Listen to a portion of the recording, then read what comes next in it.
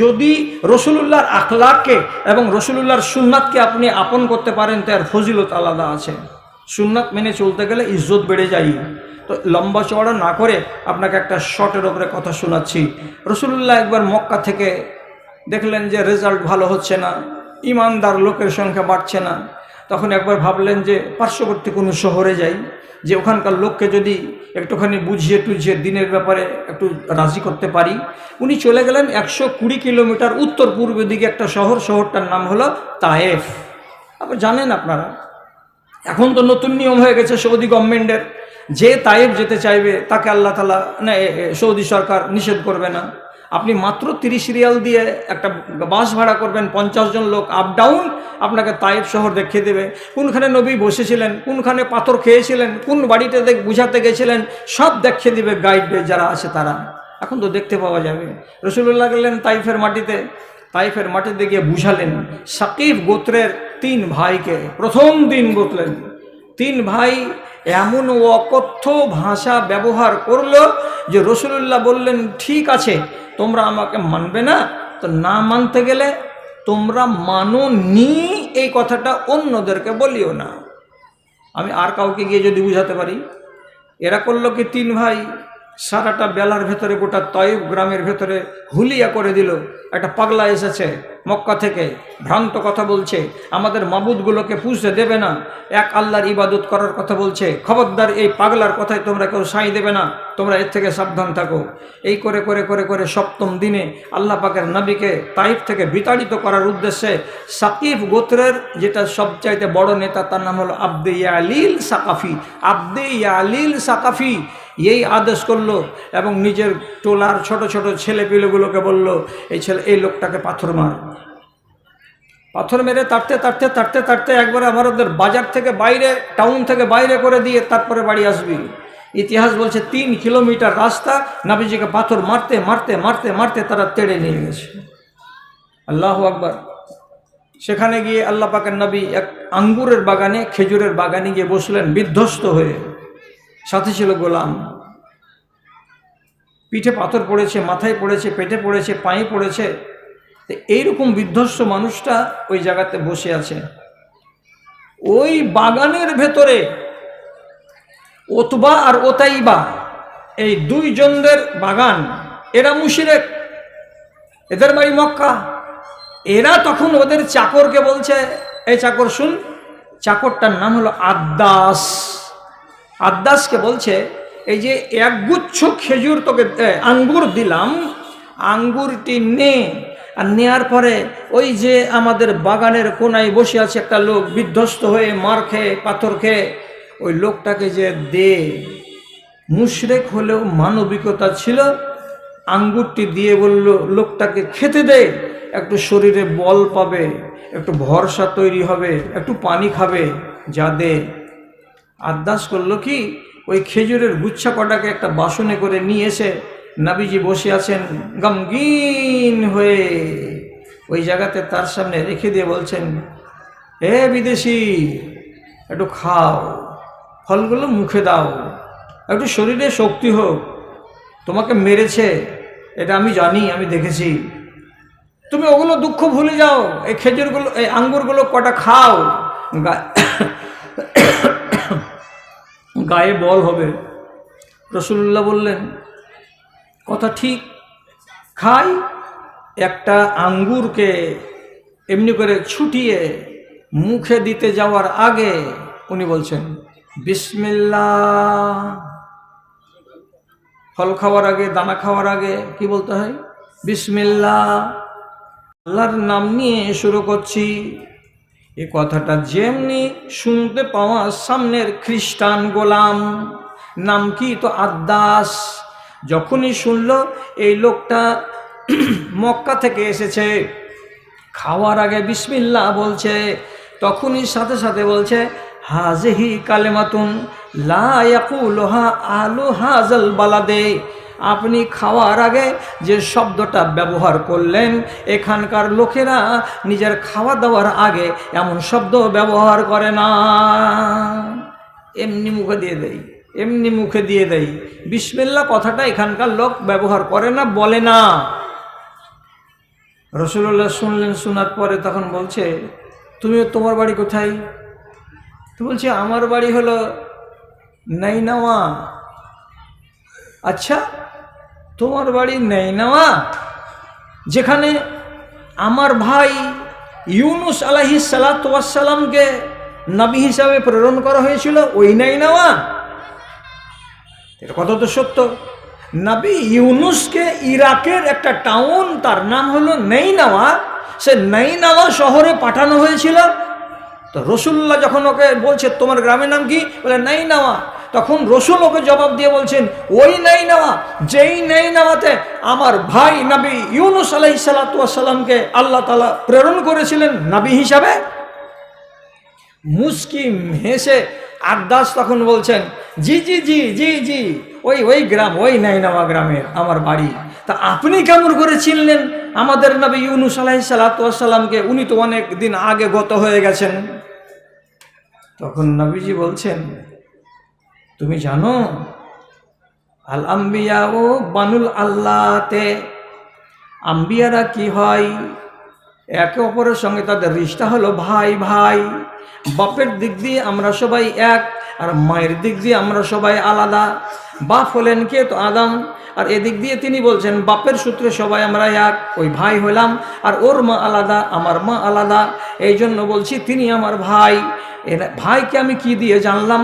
আমাকে আল্লাহ রাব্বুল আলামিন নাইনাওয়া শহর সম্পর্কে এবং ইউনুস আলাইহিস সালাতু ওয়াস সালাম সম্পর্কে কোরআনে খবর দিয়েছেন, তা থেকে জানি ইউনুস হলেন একজন নবী। তো আদাস বলছে ওইটা আমাদের নবী। তখন রাসূলুল্লাহ বলছেন, আরে তুমি তাহলে নবী ইউনুসের উম্মত? আরে হ্যাঁ।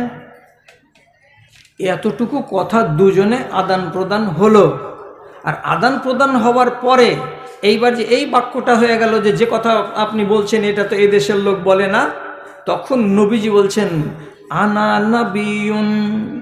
ইউনুস আলাইহিস সালাতু ওয়াস সালাম যেমন একজন নবী, তেমনি আমি একজন নবী। আমাকে আল্লাহ তাআলা শেষ নবী হিসাবে মক্কাতে পাঠিয়েছেন। আমি নবুয়তির পেগাম নিয়ে এখানে এসেছিলাম তায়েফের মানুষকে বুঝাতে, কিন্তু তায়েফের লোকেরা আমাকে চিনতে না পেরে পাথর মেরে মেরে আমাকে আক্রান্ত করেছে। যখন শুনে নিলেন যে আপনি নবী, তখন এর দিলের ভেতরটা এমন হয়ে বদলে গেল। ইতিহাসের ভেতরে নির্ভরযোগ্য কিতাবের নাম হচ্ছে সিরাতে ইবনে হিশাম। উনি লিখছেন আকাব্বা আলাইহে ওয়া ওয়াজায়াদাহু আলা ইয়াদিহি, সাথে সাথে এই আদাস নবীজির খাওয়া অবস্থাতে মাথাটাকে ঝুঁকিয়ে দিল এবং তার রানের উপরে হাত দুটাকে এমনি করে রেখে দিল। আর দেওয়ার পরে বলছে বায়ানি আলা তাআতিকা, হে আল্লাহ পাকের রাসূল, আপনি যে ধর্ম নিয়ে এসেছেন, আপনি যে একজন নবী হলেন, আপনার হাতে হাত দিয়ে আপনার দিনকে আমি কবুল করব, আপনি আমাকে আপনার দিনে নিয়ে নেন। রাসূল করিম খানার ফলগুলোকে, আঙ্গুরগুলোকে হাত থেকে রেখে দিয়ে তার দিকে হাত বাড়িয়ে দিলেন। হাতে হাত দিয়ে আবদাসের হাতে হাত দিয়ে ওইখানে বায়াত হয়ে গেল এবং একটা লোক সাথে সাথে উম্মতে মুহাম্মাদিতে নাম লিখিয়ে নিল। আর যেমনি তার নাম লিপিবদ্ধ হওয়া, আল্লাহ পাকের নবী হাসতে হাসতে বলছেন, পরওয়ারদিগার, যত মার খেয়েছি আর যত গায়ে ব্যথা হয়েছে সমস্ত ব্যথাকে ভুলে গেলাম। কেন ভুলে গেলাম? যে এইখানকার মাটিতে দাওয়াতের কাজ করতে গিয়ে একটা উম্মত পেয়ে গেছি যার নাম হলো আদাস। ও যদি কবুল করে নাই, আগামী দিনে আরো 10টা হবে, এটাতে আমার বিশ্বাস আছে, অবিশ্বাস আমার নাই। রাসূলুল্লাহ নিজে আল্লাহর ফরমানের উপরে এবং তাঁরই সুন্নাত, এটা একটা সুন্নাতের উপরে আমল করলেন, সুন্নাতের প্রতি আকৃষ্ট হয়ে গেলেন। কে? আলগা লোক, আলাদা লোক, অন্য দিনের লোক, আর সাথে সাথে ঈমান কবুল করে নিলেন। তাহলে সুন্নাতকে ভালোবাসার একটা যে রেজাল্ট দাঁড়ায়, কি বুঝতে পারলেন? জি, আজকেও বলছি আপনাকে, আজকে কি বলবো, এটা 100% যদি সব জায়গায় না খাটে তা আমার কথাটাকে তাচ্ছিল্য করবেন না। কি বলছি? আপনার চেহারাতে যদি এরকম লম্বা লম্বা দাড়ি থাকে আর আপনি একটা বুজুর্গ মানুষ, আপনি যদি আপনার রেল স্টেশন জঙ্গিপুরে উঠেন আর দেখা যায় ট্রেনের সিট নাই, আপনার পার্শ্বে যদি গায়ের মুসলিম থাকে কিংবা মুসলমানের বাচ্চা থাকে, তো একটা স্টেশন যাবে না, গনকর স্টেশন পার হবে না তার আগেই যদি গায়ের মুসলিমের বাচ্চা হয়, আপনার দিকে একবার করে দেখবে আর তাকাবে, একবার করে দেখবে আর তাকাবে, এবং নিজে নিজেই বলবে, ওরা কি বলবে, মধু চাচা বুজুর্গ মানুষ বে, আর আমার হাট্টা কাট্টা জোয়ান বসে আছে, তো চাচাকে একটু ঠেলে ঠেলে বসতে দেন হবে। ওর ভেতরটাতে কে কামড় দিল যে চাচাকে একটু বসতে দেন হবে। ওরাই তখন সরে সরে যে করছে কি, চাচা চাচা বসেন বসেন বসেন, কোথায় যাবেন? আরে বাবারে আজিমগঞ্জ যাবো, বসেন বসে যান। তো ও তো মুসলিম নয়, ও তো অমুসলিম। কিসের প্রতি ভালোবাসাটা জাগলো? আল্লাহর কসম খেয়ে বলছি, আপনার চেহারাতে যে সুন্নাত আছে, এই সুন্নাত ওদের ভিতরে কামড় সৃষ্টি করলো। আমি সুন্নাতি দাড়ি, এটা মুসলমানদের এটা পরিচয়। আপনি একটা বেটিকে নিয়ে বহরমপুর যাবেন রোগ দেখাতে, বেটির মাথায় কাপড় নেই, তোর গায়ে যৌবন আছে টইটুম্বুর, এমন একটা যুবতী বেটি ছেলেকে আপনি নিয়ে যাচ্ছেন, মাথা খোলা, বুকের সামনে এক্সট্রা কোনো কাপড় নেই, আপনি ট্রেনে উঠেছেন, সিট পাওয়া যাচ্ছে না, এই লেডিসটার উপরে দয়া করবে না কেউ? এই মেয়ে ছেলে বুঝতে পাওনি, এখানে বসো, না করবে না। আবার ওই জায়গাতে একটা বোরকা পরিহিতা মেয়েকে নিয়ে যান, কালো বোরখায় যদি একটা মেয়ে ছেলে দাঁড়িয়ে থাকে ভিড়ের মধ্যে, দুটা স্টেশন যাবে না, পার্শ্বকাল লোকেরা বলবে, নিজে নিজেই খালি বলা বলি করবে, একটু হোটলে হবে না রে, এটা মেয়ে ছেলে একটা দাঁড়িয়ে আছে রে, মেয়ে ছেলে একটু বসতে দেবে না, ওরকম হবে না, দেখ না। ওরাই জায়গা করে দিয়ে হঠাৎ করে বলবে, কাকি এখানে বসেন, এখানে বসে যান, আপনি কোথায় যাবেন? আজিমগঞ্জ যাবো, বসে যান বসে যান। তো তোর ভিতরে কে কামড় তৈরি করলো যে তুই এই মেয়ে ছেলেটাকে বসতে দিতে বলছিস? তোর তো কেউ নয়। কে দিল? কে দিল বলতে আল্লাহর বিধানের প্রতি ভালোবাসা দিল। কোরআনে আল্লাহ তাআলা বলছেন, তুমি যখন বাড়ি থেকে বেরিয়ে যাবে তখন তোমার আবরণে তুমি আবদ্ধ করে নিয়ে তারপরে বাইরে যাবে, তোমার মাথাটা খোলা থাকবে না, তোমার চেহারাটা খোলা থাকবে না। তাহলে তুমি কি হলে? আল্লাহ এবং তার রাসূলের প্রতি শ্রদ্ধাশীল হলে। আর তুমি যদি আল্লাহর নিয়মকে মানো, আল্লাহর নবীজির নিয়মগুলোকে মানো, তোমার ইজ্জত আল্লাহ রাব্বুল আলামিন দুনিয়াতে বাড়িয়ে দেবেন। এই জন্য এই টান তৈরি হয়ে যায় কার ভেতরে? মুসলমানের ভেতরে এবং গায়ের মুসলমানের ভেতরেই। হাজার ভিড় হতে গেলেও একটা পর্দানাসীন মেয়ে ছেলে দাঁড়িয়ে যায় না। মানো তো মানো, না হয় পা দিয়ে সানো, আমার করার কি আছে? সুন্নাতকে ভালোবাসার ব্যাপারে আপনাকে কথাগুলো আপনি বলছিলাম। সুন্নাতকে কত ভালোবাসে, রাসূলুল্লাহকে লোকেরা কত ভালোবাসে। মানুষের সীমানাকে বাদ দিয়ে আপনাকে মানুষের সীমানার বাইরে নিয়ে যাচ্ছি। এইবার কোথায় নিয়ে যাব? কোথায় নিয়ে যাব? জড় পদার্থের কাছে নিয়ে যাব। জড় পদার্থ বলতে কি? গাছ গাছড়া, পাহাড় পর্বত, এগুলো হচ্ছে জড় পদার্থ। কথা শুনেন এইবার, সহি হাদিস আপনাকে বলি। যখন মদিনা মসজিদ নির্মাণ হলো তখন খেজুরের গাছকে কেটে কেটে জায়গাটাকে পরিষ্কার করে তারপরে মসজিদ নির্মাণ হলো। খেজুরের গাছগুলোকে গোড়া থেকে মাটির তল থেকে উপড়িয়ে ফেলা সম্ভব হয়নি। সব গোড়া থেকে কাটা কাটা খেজুরের গাছ ছিল, একটা গোড়াগুলো এরকম চ্যাপ্টা চ্যাপ্টা হয়ে আছে, প্লেন করে কাটা আছে। তো রাসূলুল্লাহ যখন খুতবা দিতে খাড়া হতেন তখন ওই জায়গাতে সেদিনকার মতো মিম্বার ছিল না। কথা বুঝেন? মিম্বার ছিল না। তখন রাসূল কি করতেন? ওই কাটা খেজুরের গোড়ালিটার উপরে দাঁড়িয়ে লোকেদের সামনে তিনি জুমার খুতবা দিতেন। ওয়াকানা ইয়াখতুবু আলা জিজঈ নাখলাতিন, খেজুরের কাটা গাছের গুড়ির উপরে দাঁড়িয়ে দাঁড়িয়ে তিনি খুতবা দিতেন। একদিন কোনো এক লোক এসে বলছেন, আল্লাহ রসুল, আপনার জন্য যদি আমি একটা মিম্বার বানিয়ে দিই তো কেমন হবে? রাসূলুল্লাহ বললেন, যদি মিম্বার বানাবে তো বানাও। ব্যাস কদিন পরে কাঠ দিয়ে তৈরি করা একটা মিম্বার এলো। মিম্বারটা যখন এলো তখন ঠিক মাঝখানে তাকে রেখে দিয়ে এইবার রাসূলুল্লাহ ওই গাছের গুড়ির উপরে না দাঁড়িয়ে গেলেন মিম্বারের উপরে ৩ নম্বর স্তরে পা দিয়ে শুরু করলেন জুমার খুতবা। ইন্নাল হামদালিল্লাহ নাহমাদুহু ওয়া নাস্তাঈনুহু ওয়া নাস্তাগফিরুহু। রাসূলুল্লাহ খুতবা শুরু করেছেন, ঠিক এইরকম মুহূর্তে গুনগুন গুনগুন করে কান্নার আওয়াজ ভেসে উঠল। লোকের একবার ডান দিকে দেখছে, একবার বাম দিকে দেখে বলছে, কে জি? বাচ্চা ছেলে কোলে করে মসজিদে এসছো নাকি? না, কেউ তো বাচ্চা কোলে করে মসজিদে আসেনি। তাহলে এই বাচ্চা ছেলের আওয়াজ আসছে, এটা কেমন কথা? এটা তো বুঝতে পারা যাচ্ছে না।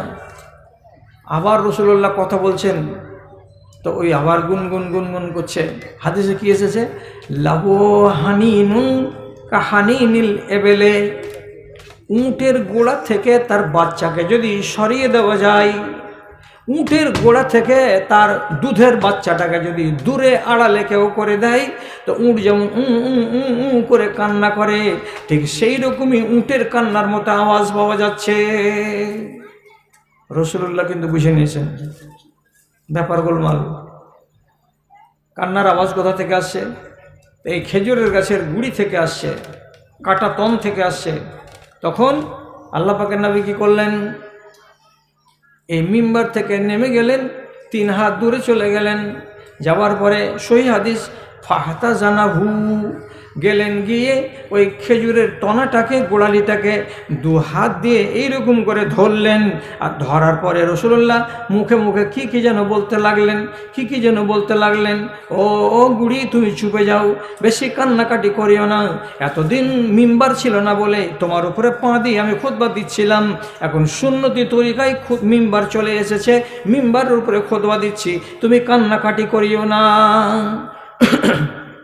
হাদিস কি বলছে? ফালাউলাম আহাজানাহু, আমি যদি ওই গুড়িটাকে গিয়ে এইরকম করে ধরে তাসাল্লি না দিতাম, লাহান্না ইলা ইয়াউমিল কিয়ামাতে, তাহলে গাছের গুড়িটা কিয়ামত পর্যন্ত গুনগুন গুনগুন গুনগুন করে কাঁদতেই থাকতো। যত মানুষ আসতো সবাই শুনতো খেজুরের গাছের গুড়িটা কান্না করতে আছে, কিন্তু রাসূলুল্লাহ জীবনের মতো তার কান্নাকে বন্ধ করে দিলেন প্যার দিয়ে, মোহাব্বত দিয়ে। কেন বললাম হাদিসটা? কেন বললাম? একটা খেজুরের গাছের গোড়া, রাসূলুল্লাহ আমার গোড়া থেকে দূরে হয়ে যাবে, এটা তাকে পছন্দ নয়। আপনি আমার উপরে পা রেখে খুতবা দিচ্ছিলেন, তো আমার প্রাণ জুড়িয়ে যাচ্ছিল। আর আপনার কাছ থেকে আমি দূরে হয়ে গেলাম, আপনি আমার কাছ থেকে দূরে হয়ে গেলেন। এই বিচ্ছেদ আর এই বিরহ তার সহ্য হলো না, অথচ সে একটা গাছ।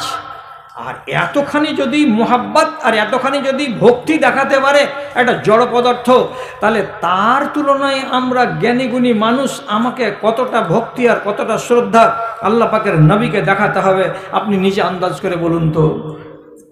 পরিস্থিতিটা কি দাঁড়াচ্ছে আজকের দিনে? রাসূলুল্লাহর যেগুলো সুন্নাত, যেগুলো কথা, সেগুলো আজকের জমানার মানুষ, রাগ করিয়েন না, আপনারা আমার জাত ভাই, আপনারা আমার ভাই, শেরশাবাদী কওম, আপনারা আহলে হাদিসের বাচ্চা, আপনাদের উপরে আমার কোনো আক্রোশ নেই, কিন্তু ব্যথাই বলছি কথা যে আপনারা আল্লাহ পাকের রাসূলের সুন্নাতকে সবাই বুড়ো আঙুল দেখাচ্ছেন। বিশ্বাস হয়? একটা সুন্নাত হলো কি বিবাহ।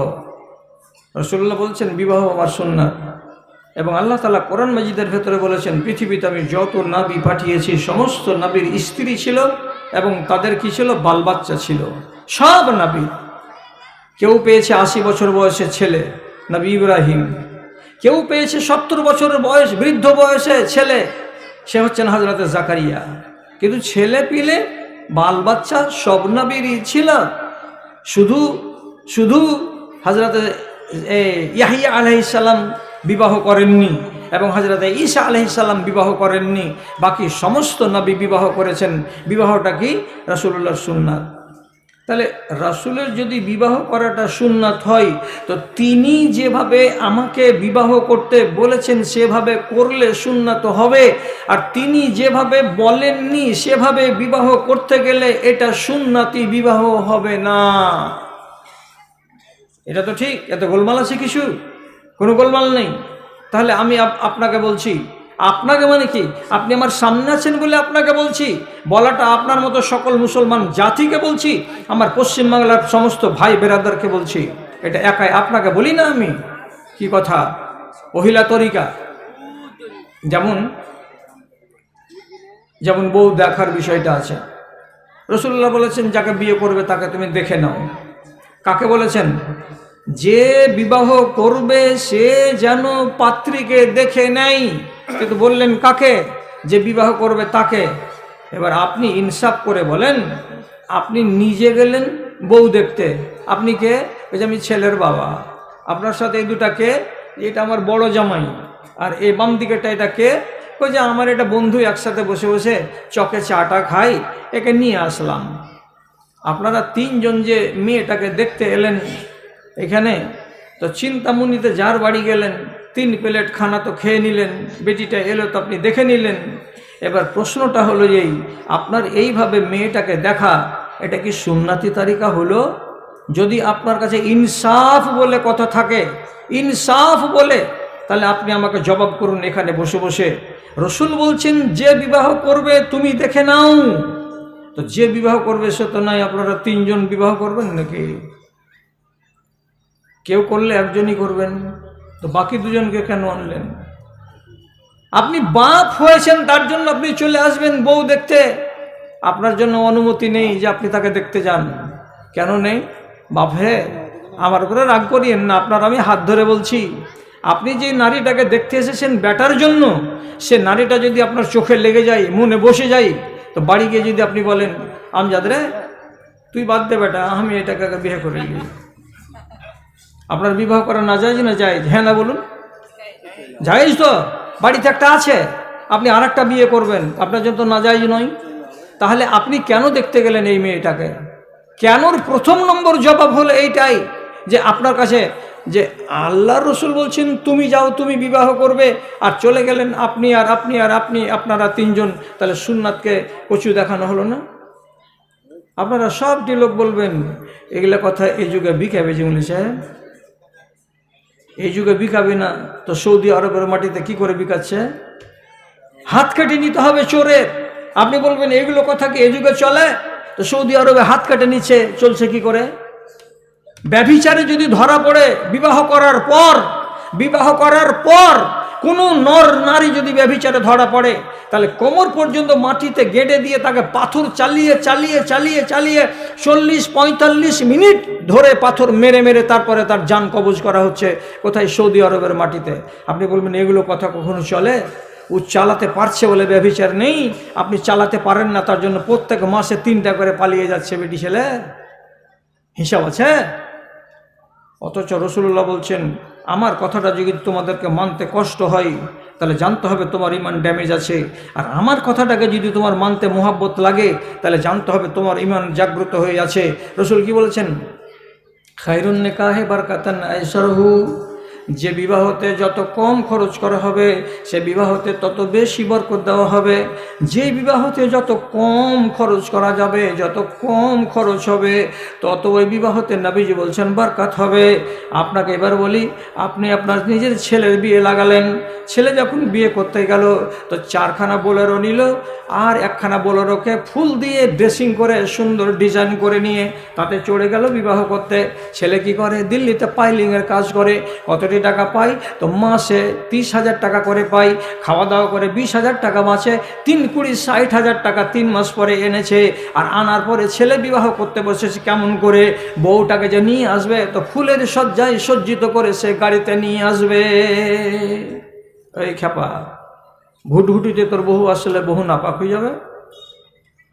যদি টোটোতে করে বউটাকে আনা যায় তো বউটা ক্ষয় হয়ে যাবে। তুমি কেন করতে গেলে এত 4,000 টাকার ডেকোরেশন চার্জ দিয়ে একটা মেয়েকে নিয়ে আসবে শ্বশুরের বাড়ি থেকে? তাহলে তোমাকে আদবের সাথে জিজ্ঞেস করে বলছি, এই মেয়ে ছেলেটিকে কি তোমার বাড়িতে এরকম ফুলের রানী করে রাখতে পারবে?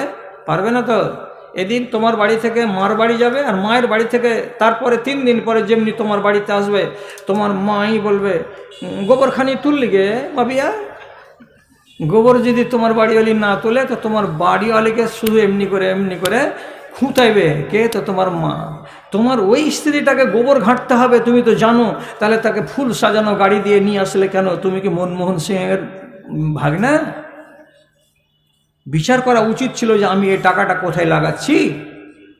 রাসূলুল্লাহ বলছেন যত কম খরচ করবে তত তোমার বরকত আছে, আর এটাই হলো সুন্নতি তারিকা।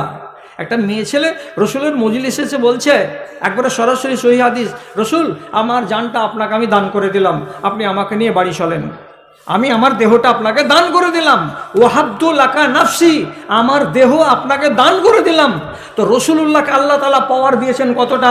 কোনো নারী যদি সে নিজেকে উৎসর্গ করে দেয় যে আপনাকে আমি নিজের দেহ দান করে দিলাম, আর রসুল যদি এটাকে হেবা আর দান হিসাবে গ্রহণ করে তো জায়েজ আছে। কিন্তু তথাপি নবীজি বলছেন আমার প্রয়োজন নাই, আমি তোমাকে দান হিসাবে নেব না। তখন এক সাহাবী তৎক্ষণাৎ বলছে, ইন্নালি বেহা হাজা ইল্লাম তাকুন বেহা হাজা, রসুল আপনার যদি দরকার না থাকে তো আমার দরকার আছে, আপনি আমাকে দিয়ে দেন না। তো নবীজি বলছেন, রে খাপা, তোর বিনা মোহরে হবে না, আর আমার বিনা মোহরে হয়ে যাবে। এই যেমন দান করেছে নিজের দেহটাকে আমাকে, আমি যদি হ্যাঁ বলে দিই তো বিনা মোহরে সে আমার জন্য হালাল, কিন্তু তোর জন্য হালাল নয়। তুই মোহরানা দে। তো মোহরানা দে, তো ঠিক আছে আনছি। বাড়ি যা, কি আনবো? বাড়িতে যদি একটা লোহার আংটি পাও, লোহার আংটিটাকে নিয়ে এসো, এটাই তোমার স্ত্রীর জন্য মোহরানা বানাবো এবং তোমার বিয়ে পড়াবো এখানে। বাড়ি গেল সাহাবীটা, যাওয়ার পরে 10 মিনিট 15 মিনিট পরে ফিরে এসে বলছে, আল্লাহ পাকের রসুল গরিবের বাড়িতে কি থাকবে, একটা লোহার আংটি পর্যন্ত নাই যে আমি নিয়ে আসি। আমার গায়ে একটা চাদর আছে আর আমি একটা চাদর পরে আছি, এর দুটো হলো কাপড় আমার সম্বল, এছাড়া আমার কাছে আর কিছু নাই। তখন নবীজি বলছেন, একখানা চাদর যদি বউটাকে দিয়ে দিই তো রাতের বেলায় তুমি কি গায়ে দেবে আর নমাজ কি দিয়ে তুমি আদায় করবে? ওই জন্য তোমার চাদর মোহরানাতে নেওয়া হবে না। তখন রসুলুল্লাহ ওই লোকটাকে পার্শ্বে বসিয়ে দেওয়ার পরে বলছে, হালমা আকামিনাল কোরআন, তুমি কোরআনের কিছু জানো না? জানো না? তখন ছেলেটা বলছে, আমি অমুক সূরাটা গোটাই জানি, আমি অমুক সূরাটা গোটাই জানি। 3টা 4টা সূরার নাম বলে বলছে, গোটা গোটা সূরাগুলো আমার জানা আছে। তখন নবীজি বলছেন, জাওয়াজতুকা বিমা মাআকা মিনাল কোরআন, আমি তোমাকে এই 4টা সূরার বিনিময়ে বেটি ছেলেটার সঙ্গে তোমার বিবাহ পড়িয়ে দিলাম। তুমি বিবাহ করে নিলে, তোমার স্ত্রী হয়ে গেল। কিসের শর্তে? তোমার বাড়িওয়ালিকে এই 4খানা আয়াত শিখিয়ে দেবে, তোমার স্ত্রীকে তুমি মুখস্থ করিয়ে দেবে। এটা হলো তোমার মাস্টারি, তুমি হলে টিউশন মাস্টার। এই মাস্টারিটা যে পড়ে দিলে তার বিনিময়ে তুমি টাকা নিবে না, এটাই হলো তোমার মোহরানা। নবীজি ওই মজলিসে বসে বসে বিবাহ পড়িয়ে দিলেন। লোকটা একটু পরে নিজেকে, ওই মেয়েটাকে বিবি বানিয়ে নিয়ে বাড়ি চলে গেলেন। আপনি চিন্তা করে বলুন তো, ইসলামের কানুনের ভেতরে বিবাহটাকে রব্বুল আলামিন কত সোজা করে দিয়েছেন। আপনি বোঝা করলেন কেন? আচ্ছা, আমি ফের কেমন করে করলাম? মুর্শিদাবাদ বাদ উত্তর দিনাজপুরে জানতো, একটা বাঙাল বেরাদারিতে বিয়ে হয় না যতক্ষণ পর্যন্ত বেটিকে 6 ভরি সোনা না দিবে বেটির বাপ, আর যে ছেলেটা বিয়ে করবে তাকে 6 থেকে 7 লক্ষ টাকা যৌতুক না দিবে, কোনো বেটির বিবাহ হবে না। 1 ট্রাক মাল দিতে হবে, ছক্কর খাট দিতে হবে, বক্স চেয়ার আর টেবিল আর আসবাব আর পত্র সব কিছু দিতে হবে, আর নিজের মেয়েকে 6 ভরি সোনা দিতে হবে। ছেলেটাকে 6 থেকে 7 লক্ষ টাকা ক্যাশ দিতে হবে, তাহলে বিবাহ হবে। আপনি জটিল করেননি? একটা গরিব মানুষের ভিটা মাটি পর্যন্ত বিক্রি হয়ে গেল। 1 কাঠা বিক্রি করেছিল 4 লাখ টাকাতে, এক বেটি বিক্রি হয়ে গেছে। আরেকবার আরেক কাঠা বিক্রি করলো ফের 5 লাখ টাকাতে, আরেকটা বেটিকে বিক্রি করা হয়েছে। এবার আরেকটা বেটি আছে, এটাকে যদি বিক্রি করে তো বুড়া বুড়িকে পিডব্লিউতে যেয়ে থাকতে হবে। কে দুর্গতিটা তৈরি করেছে? আপনি করেননি আর আমি করিনি। খেলা কেন শুরু করলেন বিবাহকে নিয়ে? রাসূলুল্লাহ বলছেন বিবাহটা আসান, আর আপনি বানিয়ে দিলেন একে মুশকিল। কত মুশকিল বানালেন যে মেয়ের বাবা যদি একটু গরিব প্রকৃতির হয়, তার উপর আপনি বোঝা দিচ্ছেন কি যে আগুয়া যে কি করে বিবাহটাকে সম্পাদন করায়, ওকে দিয়ে খবর পাঠাচ্ছে যে আমার বন্ধু বান্ধবের তালিকা আছে খুব লম্বা, আমি 100 জন বরযাত্রী নিয়ে আসবো, আমার লোকেদের জন্য কোনো রকমের বেইজ্জতি না হয়। যেমনি আসবে তেমনি পেপসি, 7 আপ, কোকা কোলা এগুলো দিয়ে আপ্যায়ন করতে হবে। তারপরে একটা নাস্তা দিতে হবে। তারপরে বিয়ে পড়া যখন হয়ে যাবে তখন ভান্ডারিতে বসে বসে যত গোশত আছে সব ছিঁড়বে আর খাবে। তারপরে একটু করে দই দিবে, 2টা করে রসগোল্লা দিবে, বেইজ্জতি যেন না হয় আমার লোকের। শালা মাজা কোকড়া করা গরিব লোক বেটির বিবাহ দিতে বসে 100 জন লোকের যখন বন্দোবস্ত করতে গেল, তখন ওর ঘরের 1 কোণা উদাম। আপনি ভোজ ভরে মন ভরে খেয়ে নিয়ে চলে আসলেন নিজের লোককে নিয়ে। কার বাড়ি থেকে? তো মেয়ের বাবার বাড়ি থেকে। আর তার পরের দিন ওর বাপের বাড়িতে ভোজ লাগলো, তো ভোজের গেটে লেখা আছে বউ ভাত। কি লেখা আছে? বউ ভাত।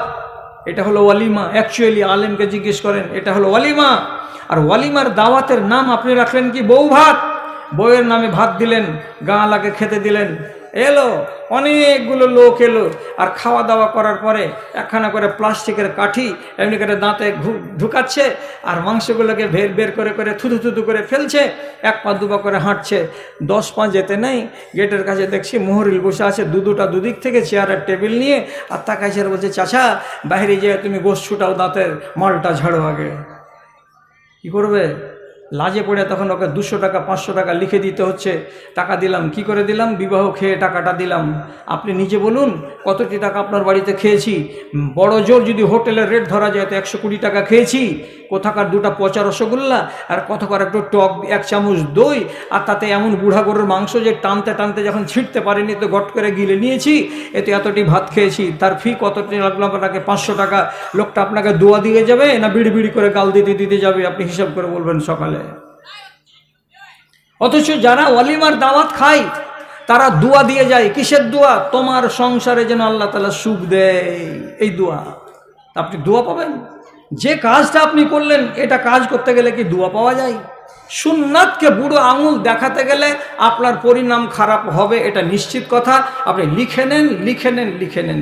এক সাহাবী মরবার কালেও সুন্নাত নিয়ে মরেছে। এক সাহাবী দম যাওয়ার কালেও রাসূলুল্লাহর সুন্নাতকে জিন্দা করে মরেছে। হযরতে খুবাইব রাদিয়াল্লাহু তাআলা আনহু এক সাহাবী, তিনি তাকে যখন শুলিতে চড়াতে যাচ্ছে, শুলিতে চড়াবে মক্কার মুশরিকরা, তো শুলিতে চড়াবে জেনে নিয়েছে, বাড়িতে ওকে বেঁধে রেখেছে, আর হারাম শরীফের বাইরে গিয়ে ওকে শুলি দেবে। আরবের লোকেরা বিশ্বাস করতে যে এটা হারাম শরীফের এলাকা, মাঝখানে মানুষকে মারা যাবে না। তখন বন্দিকে বাড়িতে বেঁধে রেখে 2 ভাই মিলে হারাম শরীফের বাইরে গেছে, 2টা খুঁটি কেটেছে, মাঝখানে বেড়া খুঁটি দিয়েছে, দড়ি টড়ি জুত করেছে, দিয়ে এইবার ছেলেটাকে নিয়ে যাবে ওই শুলিতে ঝুলাবার জন্য। তো জানে যে আজকে আমাকে শুলি দিবে। তখন ওই বাড়ির একটা মেয়ে ছেলেকে হাত পা বাঁধা অবস্থাতে ডেকে বলছে, ও বাবু, তোমাদের বাড়িতে এখানে খুর পাওয়া যাবে না? একদম জিন্দা বুখারী শরীফের হাদিস। বলছে আপনাদের বাড়িতে একটা খুর পাওয়া যাবে না? তখন যাবে না কেন? বাড়ির মেয়ে ছেলেটি একখানা খুর এনে দিল। ভাইজান ডাকেন না ওকে? হ্যাঁ ডাকেন না, টাইম যে হয়ে যাচ্ছে। আর গাড়িটাকে একটু ফোন করেন, সময়ে বাঁধা আছি আমরা, কি করা যাবে? তো বলছি হ্যাঁ একখানা খুর পাওয়া যাবে, কেন যাবে না? তো খুর খান্ডাকে চেয়ে নিল কে? তো বন্দি খুবাইব। এই বেচারি খুর খান দিল। তো খুর দেওয়ার পরে আমি জিজ্ঞেস করে বলছে, এখন তুমি খুর কি করবা? তো খুর কি করবা? তোমাকে তো একটু পরে মাঠে নিয়ে যাবে, শুলিতে চড়াবে, তোমার ডিজাইন কে দেখবে? খুর কি করবা তুমি? তো জবাব দিয়ে বলছে, লিয়াস্তাহিদাল মুগিবাত, মরবার কালে আমার শরীরে যেগুলো চুল আছে কাটার যোগ্য, সেই চুলগুলোকে কেটে রাখতে হয় সময় মতো। হতে পারে আমার মরণের টাইম আজকেই হয়ে যাবে, আর আমার যদি যৌনাঙ্গে চুল বড় হয়ে থাকে তো সেই হালাতে যদি আমি মরি তো সুন্নাতের উপরে মরতে পারলাম না। কাজে আমি মরবার আগে আমার গোপন অঙ্গের সেই চুলগুলোকে পরিষ্কার করে নেব। আমার মোজগুলো বড় বড় হয়ে আছে, ওই উস্তুরাটা যে দিবে তুমি, তো সেটা দিয়ে আমার মোজগুলোকে কেটে কেটে আমি জুতসই করে নেব, যাতে মোজ বড় হয়ে আমার না থাকে। আমার বগলের চুলগুলোকে আমি ছিঁড়ে পরিষ্কার করে নেব। কেন? যে মরবার কালে এগুলো সুন্নাতকে আমি ঠিক করে আঁকড়ে ধরে তারপরে আমি শুলিতে ঝুলবো, যাতে করে কিয়ামতের দিন জোর গলাতে বলতে পারি, হে আল্লাহ পাকের নবী, এই যে দেখুন আমি মোচ কাটা অবস্থাতে মরেছিলাম। হে আল্লাহ পাকের নবী, আপনার সুন্নাতকে ভালোবেসে আমার গোপন অঙ্গের চুলগুলোকে কেটে পরিষ্কার করে আমি মরেছিলাম। মরবার কালে আমি সুন্নাতের উল্টো মরণ মরব না। এই জন্য মরবার কালে তিনি কি করেছিলেন? খুর চেয়ে নিয়েছিলেন। সব পরিষ্কার করে তারপরে গেল কোথায়? শুলিতে চড়তে। শুলিতে চড়ল গেল, আর এরা শুলিতে চড়িয়েই দিল। তাহলে আপনি নিজে একবার চিন্তা করে দেখুন তো, যে এই মানুষটার ভেতরে রাসূলুল্লাহর ফরমানকে মানার মানসিকতাটা কত পরিমাণে আল্লাহ তাআলা দিয়েছিলেন। আন্দাজ করে দেখুন তো। আরে এই রকমের যদি নেক জজবা আমাদের ভেতরে তৈরি হয়, তাহলে কি আর ইসলামী সমাজের হাল এই বেহাল হয়? এই হাল আর বেহাল হতো না। কঠিন অবস্থা। কওমের এই বদহাল দেখে মনে লাগে কত ব্যথা, কওমের এই বদহাল দেখে মনে লাগে কত ব্যথা। রাত আর দিন সুপথে ডেকেছি, কেউ তো শোনেনি কথা রে, কেউ তো শোনেনি কথা। ভাই বলে এদের পরিচয় দিতে মাথা হেঁটে হয় লাজে। হৃদয় ভরে দাও ইমানি আলোতে, সাজায়ে নতুন সাজে, সাজায়ে নতুন সাজে। এলে কেন হেথা যেতে হবে কোথা, এলে কেন হেথা যেতে হবে কোথা। কেউ তো ভাবে না বসে খাওয়ার দাওয়া চাওয়ার পাওয়া। মাতাল দুনিয়া রসে এরা, মাতাল দুনিয়া রসে। সুমতি এদের ফিরাও দয়াময়, সুমতি এদের ফিরাও দয়াময়। মিল দাও কথাও কাজে, হৃদয় ভরে দাও ইমানি আলোতে, সাজায়ে নতুন সাজে, সাজায়ে নতুন সাজে। ওলমারা বলতে কম করে না। 52টি জুমার খুতবাতে শুধু এই করো আর এই করিও না, এই করো আর এই করিও না, এগুলোই বলছে। তারপরে কওমের হালাতটা কি? চায়ের দোকানে বসে থাকবেন, অচেনা লোক যদি দোকানে যায় তো সালাম দিতে ভয় পাই। কেন সালাম দিতে ভয় পাই? মনে হয় না যে এই লোকটি মুসলমান, মনে লাগে না দেখতে। এটা তো বাস্তব ফিগার। তাহলে আমরা আছি কোনখানে? আমাদের অবস্থা খুবই শোচনীয় বর্তমান জমানায়। যাই হোক, কথা আর আমি বাড়াচ্ছি না। হযরত হুযায়ফা বিন ইয়ামান এই মাদিয়ান শহরের গভর্নর, একদিন দেশ টোলা বেড়াতে বেরিয়েছেন, ময়দানের দিকে গেছেন। খানা খাবার টাইম হলো, খানা খেতে বসেছেন।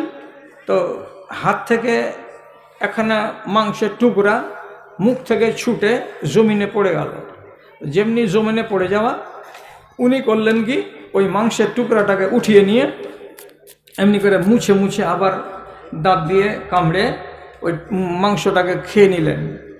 তো হলোটা কি, ওইখান করে যত লোক দেহাতি ছিল, যত কৃষক লোকেরা ছিল, গভর্নরকে দেখার জন্য গাছতলাতে জমা হয়েছিল। ওরা তখন এক অপরে চিমটি কাটাকাটি করে বলছে, হ্যাঁ হে, এইটা গভর্নর কেন? ওই যে মাংসখান মুখ থেকে পড়ে গেল, তো ওই মাংসখানকে ফের কুড়িয়ে খেয়ে নিল, মাংসখানে ধুলাবালি লেগে গেল। তো ওর মতন গভর্নর হয়ে, এত উঁচু পদের লোক হয়ে কখনো পড়া জিনিসকে কেউ খায়? তখন হুযায়ফা বিন ইয়ামানকে তার সঙ্গী ডান দিক থেকে কানে কানে বলছে, হযরত, আপনি এটা কাজ করিয়েন না। এটা কাজ করতে গেলে আপনার বদনাম হচ্ছে, যে আপনি পড়া জিনিসকে জমিন থেকে উঠিয়ে খেয়ে নিচ্ছেন। তা আমাদের নামে একটা মেসেজ যাচ্ছে এদের কাছে, কি এরা শালা খুব খাব্বাস জাতি, যা পড়ে যেছে সে জিনিসকে ছাড়ে না, উঠিয়ে খেয়ে নিচ্ছে। তো খারাপ মেসেজ যাবে ওদের কাছে, এতে কাজ করবেন কেন? তখন হুযায়ফা বিন ইয়ামান সাথে সাথে সব লোকটিকে শুনিয়ে বলছে, আতরক সুন্নাত হাবিবি লিহাউলাইল হুমকা। আমি কি এই সব বেকুবদের কারণেই আমার হাবিব নবী মুহাম্মাদের সুন্নাতকে জলাঞ্জলি দিয়ে দিব? তোমরা বলছো সুন্নাতের খেলাফ কথা, আর আমার কাজটা হলো সুন্নাত অনুযায়ী। নবীজি বলেছেন, তোমার হাত থেকে যদি লোকমা পড়ে যায় তাহলে লোকমাটাকে উঠাও, আর উঠার পরে মুছে যদি খাওয়া যায় তা তাহলে তুমি খেয়ে নাও। কেন? যে তুমি জানো না কোনটা দানার ভেতরে তোমার বরকত লেখা আছে। সুতরাং নবী বলেছেন আমাকে পড়া জিনিস উঠিয়ে খেয়ে নিতে, এটা আমি করব, এটা আমার সুন্নাত। আর লোকগুলো ক্রিটিসাইজ করবে তার জন্য ছেড়ে দেব। তা আমি মূর্খদেরকে রাজি করব না, আমার নেতা নবী মুহাম্মদকে রাজি করব। কি ইমানের পাটা! অনেক কথা, কিন্তু দুঃখের সাথে বলছি, না বললে কি বলবো। আছি 5 দিন থেকে বাইরে। তারপরে আজকে বেলা 10টার সময় আমার একটা 5 বছরের পোতা বাথরুমে পড়ে গেছে। যাওয়ার পরে মাথাটা খুব খারাপ অবস্থাতে আছে। বাচ্চা এখন ঘায়েল হয়ে বাড়িতে আছে, প্রাথমিক ট্রিটমেন্টটা হয়েছে। সারা রাতে সিটি স্ক্যান হবে না বলে বাড়িতে বেটা আর বউ নিয়ে বসে আছে। আমাকে বারবার ডাক পাচ্ছে। আর এমনিতে আমি বয়স্ক মানুষ, লোকেদের কাছে আমি রিকোয়েস্ট করি, আপনারা আমাকে বেশি রাত পর্যন্ত ব্যবহার করবেন না। আর আমাকে যদি বেশি ব্যবহার করবেন তো ঘন্টা, সোয়া ঘন্টা, 1.5 ঘন্টাই ব্যবহার করবেন, এর বেশি আমার ভেতরে যোগ্যতা নেই, কেন যে বয়স হয়েছে আমার। তা আমি আমার বড় ভাই, আমার শ্রদ্ধেয় বড় ভাইজানের সাথে আলোচনা করেছি, আমাকে এখন চলে যেতে হবে। আমি জঙ্গিপুর স্টেশনে গিয়ে ট্রেন ধরবো, ধরে আমি বাড়ি যাব। তো এখন ঘড়িতে বাজছে 12:30। তো খুব বেশি হাতে টাইম নেই, এই কয়েকটা মিনিট আপনাদের কাছে আছি। আপনাদের কাছে আমার শেষ নিবেদন, আবেদন, মাদ্রাসা এলাকাতে খুলে রেখেছেন, এটা আপনার ইমানের এটা মিনার। এই ইমানের মিনারকে আপনি যদি কায়েম রাখতে চান, তাহলে আপনাকে হালাল উপার্জন থেকে কিছু টাকা উৎসর্গ করতে হবে এই মাদ্রাসাকে। সুতরাং কোন ভাইজান এমন আছেন যে আপনি নিজের ইচ্ছাতে 100, 500, 1000 আমাকে দেওয়ার জন্য একটু চটপট তৈরি হন, খুব চটপট তৈরি হন। আমি বেশিক্ষণ নেই, কারণ যে ফের সময় নিয়ে আমাকে যেতে হবে। তো কোন দাদা আমার আছেন, কোন ভাই আমার আছেন যে যিনি বলবেন যে হ্যাঁ আমি আপনাকে দিচ্ছি মৌলানা সাহেব, এই টাকাটা আপনার মার নামে কি আমার বাপের নামে, কাউরি নামে আপনি যদি দেন, তো আপনি খুশি মনে এখানে নিয়ে আসতে পারেন। কোনো দাদা আমার আছেন যিনি বলবেন আমি 500 টাকা দিচ্ছি, বা আপনি বলবেন 1000 টাকা দিচ্ছি, বা আপনি বলবেন 100 টাকা দিচ্ছি? কেউ থাকলে দয়া করে সারা দিন তোকে আছেন, তোমার আদেশে দিন চলে যায়। তো আসেন ভাই, একটু আসেন, ইনশাআল্লাহ দান দেন, আপনার বাপ মাকে বাঁচান, ছেলে পিলেকে বাঁচান, ভাই বোনকে বাঁচান, দাদু দাদির জন্য কিছু দান দেন, নানা নানির জন্য দেন, আপনি নিজের জন্য দেন, নিজে জাহান্নাম থেকে বাঁচেন। যে কি করবেন, কি জবাব দিবেন, আপনারা তো কথাই বুঝেন না জি পাবলিক জি। নিজকে বাঁচান যে জাহান্নাম থেকে, যে সেদিন কোন চাক্কা চলবে না, আপনার বাপ যাবে না, মা যাবে না, কেউ যাবে না, বুঝলেন? ছেলে পিলে একদিন থেকে দুদিন কানবে। আজ মরলে কালকে 2 দিন, পরের দিন কেউ কানবে না। যাদের জন্য করলা কামাই, মরলে তারা চিনবে না। যাদের জন্য করলা কামাই, মরলে তারা চিনবে না। থাকতে সময় করো আমল, ঈমান করো খাঁটি, সৃষ্টি খানা তোমার আমার 3.5 হাত মাটি। সৃষ্টি খানা তোমার আমার 3.5 হাত মাটি।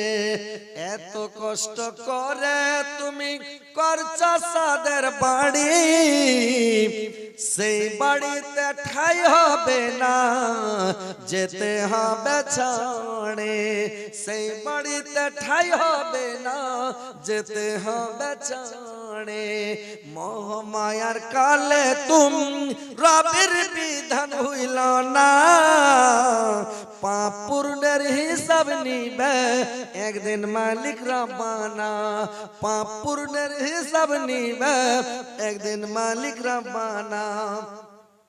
থাকতে সময় করো আমল, ঈমান করো খাঁটি, সৃষ্টি খানা তোমার আমার 3.5 হাত মাটি। ভাই কিছু সাথে যাবে না, আপনি ছেলে পিলা আজকে কাঁদবে, 2 দিন কাঁদবে, 3 দিন কাঁদবে, তারপরে আপনার নাম নিবে না, ছেলেরা আপনার নাম নিবে না, জিন্দগিতে নাম নিবে না। ছেলেরা আপনার জন্য 5-10 হাজার টাকা, 2000, 1000 টাকা দান করবে না। নিজে এখন মালিক আছেন, আপনি 10,000, 20,000, 50,000 টাকা দান করে দিলে বেটারা রুখতে পারবে না, আপনার ভাই রুখতে পারবে না, আপনার বাপ রুখতে পারবে না, আপনার স্ত্রী রুখতে পারবে না, পৃথিবীর কোনো মানুষ আপনাকে রুখতে পারবে না, পৃথিবীর কোন মানুষ আপনাকে রুখতে পারবে না। ভাই আপনি নিজের রুহের মাগফিরাতের জন্য, নিজের জাহান্নাম থেকে বাঁচার জন্য ভাই আসেন, একটু আল্লাহর ওয়াস্তে আপনারা দান করেন ভাই, তাড়াতাড়ি আসেন। এটা কে দিলে জি মাওলানা? আল্লাহ মাসুদ আলম ভাই আমার এখানে ছিল, আর মায়ের জন্য 500 টাকা দান দিয়ে গেল। যে উদ্দেশ্যে যে নিয়তে করে গেল দান, উদ্দেশ্য পূরণ করো তুমি রহমান, মেটাইয়া দিও তোর মনের আরমান, বাড়াইয়া দিও তোর ইজ্জত সম্মান। আল্লাহ তোমার বান্দা মাওলা মাসুদ আলম তোর মায়ের জন্য দিয়ে গেছে মাওলা। আল্লাহ তোমার জীবনের গুনাহকে মাফ করো, জীবনের ভুল মার্জনা করো, হায়াতকে দারাজ করো, আয়ু বৃদ্ধি করো, মরার পরে সুখময় স্থান দাও, কিয়ামতের পরে জান্নাত নসিব করো মাওলা। আমিন আমিন। আসেন ভাই, আসেন, তাড়াতাড়ি আসেন ভাই, আপনারা আসেন আল্লাহর ওয়াস্তে। আপনারা দেখি মাকে কারা ভালোবাসেন, মাত্র 2000 টাকা করে টাকা। আমি দেখতে চাই কে এরকম মাকে ভালোবাসেন, বাবাকে ভালোবাসেন, মৃত্যু মার জন্য মৃত্যু বাবার জন্য 2000 টাকা দিবেন, সাথে সাথে ইনশাআল্লাহ কবরের রাজা বন্ধ হয়ে যাবে। ভাই আসেন, তাড়াতাড়ি আসেন তো দেখি, আসেন। আজকে আমি দেখতে চাই মাত্র 2000 টাকা বাবার জন্য, যে বাবার কবরে রাজা হবে, ভুগছে, সাপে কামড়াচ্ছে না বিচ্ছুতে কামড়াচ্ছে, আলামে বারজাখের খবর পৃথিবীর কোনো মানুষ বলতে পারবে না, কোন প্রাণী বলতে পারবে না, শুধুমাত্র আলামে বারজাখের খবর আল্লাহ জানে, আল্লাহ ব্যতীত কেউ জানে না। ভাই কি হচ্ছে, কি হবে, কি করছে, আল্লাহ ছাড়া কেউ জানে না। তো ভাই মা বাবার জন্য একটু আসেন, একটু আল্লাহর হস্তে।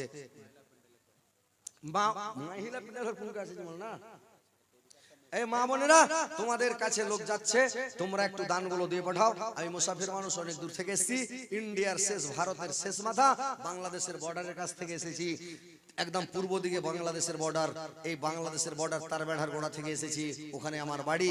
তো আমি ইনশাআল্লাহ মুসাফিরি অবস্থায় আছি, ইনশাআল্লাহ দোয়া করব, হয়তো আল্লাহর দরবারে কবুল হতে পারে, ইনশাআল্লাহ আল্লাহ কবুল করবেন। তো মা খালারা নানিরা আমার, আপনারা একটু দানগুলো দিয়ে পাঠান তাড়াতাড়ি। আর কিছু গহনা গুড়িয়া আপনারা হাতের কানের লাখের আর গলার হার, পায়ের পাতা, সব কিছু যে যা পারবেন দিয়ে দেন। যদি জান্নাতে যাওয়ার মন থাকে, কবরের রাজাব থেকে বাঁচার মন থাকে, জাহান্নামের রাজাব শাস্তি থেকে বাঁচার মন থাকে, হাসরের মাঠে রাজাব শাস্তি থেকে বাঁচার মন থাকে, একটু দিয়ে পাঠান মা খালা নানিরা। আর ভাইরা আপনারা একটু আসেন, আপনারা একটু দেন ভাই, আপনারা না দিলে কি দিবে আপনাদের মসজিদের জলসা। আপনারা সব গ্রামবাসী, যারা বিদেশি আছে আরে দিবে 150, 200, 500 টাকা দিবে বাইরের লোক, কিন্তু গ্রামের লোক আপনারা একটু বেশি করে দিতে হবে।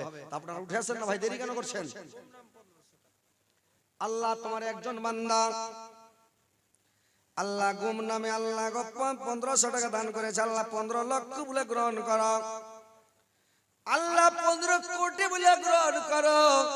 আল্লাহ তার জীবনের গুনাহ কথা মাফ করো, জীবনের বলতে মার্জনা করো, হায়াতকে দারাজ করো, বৃদ্ধি করো, মরার পরে সুখময় স্থান দাও, কিয়ামতের পরে জান্নাত নসিব করিও গো মাওলা, আমিন আমিন। আসেন একটু তাড়াতাড়ি করে আসেন ভাই। কই মুখিয়াজি কোনটা জি ভাই? আপনি মুখিয়াজি নাকি? দিয়েছেন? কখন দিলেন? আক্তার সাহেবকে দিয়েছেন? কত দিন ভাই? 15,000 দিয়েছেন? তা আমার হাতে কিছু দিবেন না ভাই? 5,000 টাকা আমার হাতে? কথাটা তো আলহামদুলিল্লাহ, কিন্তু খুবই যে কম হয়েছে, ওকে 15 আর আমি 5।